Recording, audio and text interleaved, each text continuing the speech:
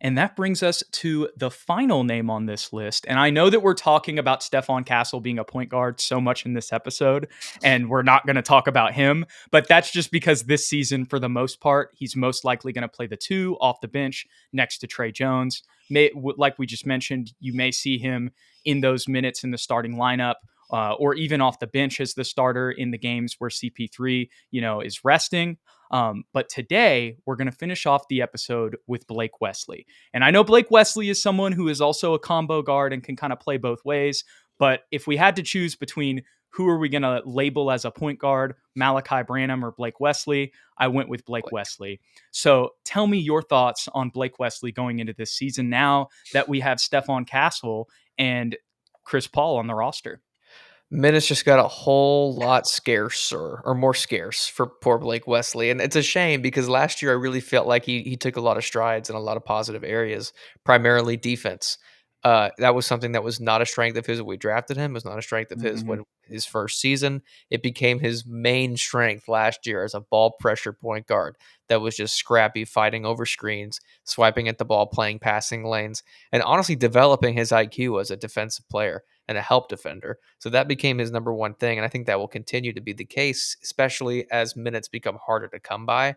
But his weaknesses, they've been pretty much the same: finishing at the rim and shooting. I think weirdly his mid-range jump shot is probably the strongest part of his offensive game, and I feel like that's the last thing for most guys to develop. But for him, it's finishing through contact with layups and just knocking down wide open threes. Oftentimes he bricks them. Especially if he's moving. I think he was probably low 20% last season. I'll I go don't have check the that. exact number in front of me, but I do love the energy that he plays with. It's a shame that it's a shame for him. It's obviously positive for us and for the Spurs franchise that we made moves in ways to be more competitive by bringing in Chris Paul, bringing in Harrison Barnes. But I really doubt he will have meaningful minutes in these games unless we're getting blown out or we're resting guys like Chris Paul. So he shot There we go. 21.8% from three last season. Let me get the total numbers if I can. Maybe I cannot. Okay. Wow. So for reference, in 2022-23, he took the same amount of field goals overall and took just three less threes. He was 20 for 52 in his rookie season at 38.5%. And last season, he was 12 for 55 at 21.8%. Now, I think, again, we don't need to rehash this completely, but that I think ties into the Victor effect. Obviously, there was a lot of congestion and clunkiness for a lot of the guys not knowing where to go or exactly what to do with Victor on the team. But still, when you talk about his defense, that was a bright spot that continued to develop throughout the season. The other thing that I'll say on top of the offensive stuff that you said, which I completely agree with, getting better at the 3-point shooting and finishing at the rim, just the ball control as There we go. well when he's handling it. And I think we did see a jump in, with less turnovers, at least on the eye test. From his rookie season to this year, I think he was more controlled, but you still would see him lose the ball at times. But here's the thing about Blake Wesley. As much as he may not be the flashiest name on this roster, especially with all of the guys that we've brought in, like we alluded to at the beginning of this portion talking about him, he does have elite speed. Like that is an elite trait, and not everybody has an elite trait. You could look at Malachi. I hate to make this comparison, but do you see something that is for sure elite? Even if it's just one little thing. Now, with that being said, again, it has to be honed, but I'm just saying I'm not selling my Blake Wesley stock yet, Ethan. And maybe, he doesn't even, maybe he just is kind of, a depth piece for us, but with how young he is, and as well as, like I said, the skills that he does have and the things that he's struggling with are things that can be improved on, and it was just his second season.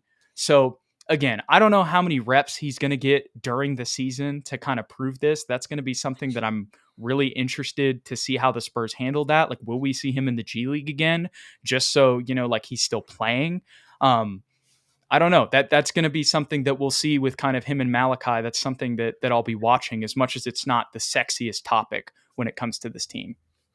Right. That's probably the most unknown storyline as far as, the actual, like, rotational pieces is what's gonna happen with Blake and Malachi Branham next season, especially with minutes being harder to come by. I'm the president of the Blake Wesley fan club, you know this, Jude. So if anybody wants him to work out and is holding onto their stock, it's gonna be me.